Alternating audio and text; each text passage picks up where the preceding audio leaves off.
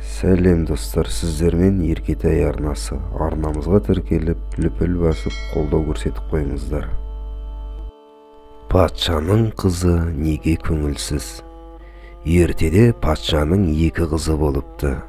Патша екі қызын да жақсы көріп, қолынан келгенше оларды ештеңеден қақпай, қалағандарын жасап, айтқандарын екетпеуге тырысады екен. Дегенмен де екі қыз өсе келе мінездері өзгере бастапты. Бір күні білімді бір адам патшаға қонаққа келіпті. Патшаның қайғылы түрін көріп, себебін сұрапты. Патша: сұрама, күлмейтін бір қызым бар, дертін ешкім білмейді, депті. Патшам, рұқсат етсең, сарайыңызға қонақ болайын.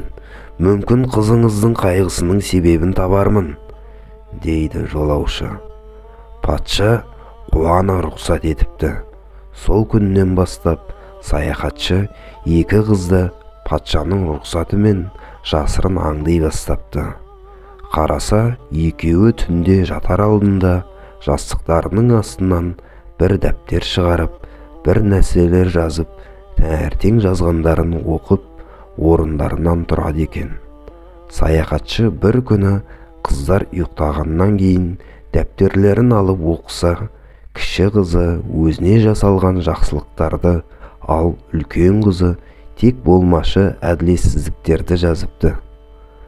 Ертеңінде саяхатшы кіші қыздан рұқсат алып, оның дәптерін үлкен қыздың жастығының астына қояды.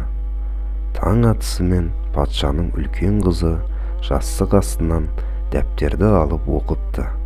Сарайдағылар екеуінде бірдей қарағандықтан ол дәптерде жазылғандарды жатырқамапты. Өзіне жасалған жақсылықтар есіне түсісімен жүзі жадырап, қуанғаннан ән сала бастапты. Патша үлкен қызының қуанғанын көріп, өз құлағымен көзіне өзі сенбепті.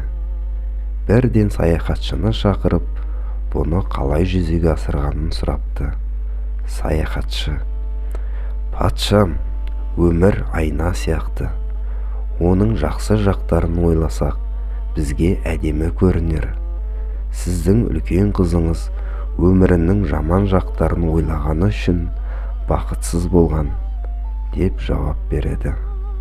Патша үлкен қызын шақырып, оған енді дәптеріне жақсылықтарды ғана жазуға кеңес беріпті. Сол күннен бастап патшаның екі қызы да бақытты өмір сүріпті. Мінекей достар, видеомыздың соңына да жеттік. Арнамызды қолдауды ұмытпаңыздар. Қош сау болыңыздар.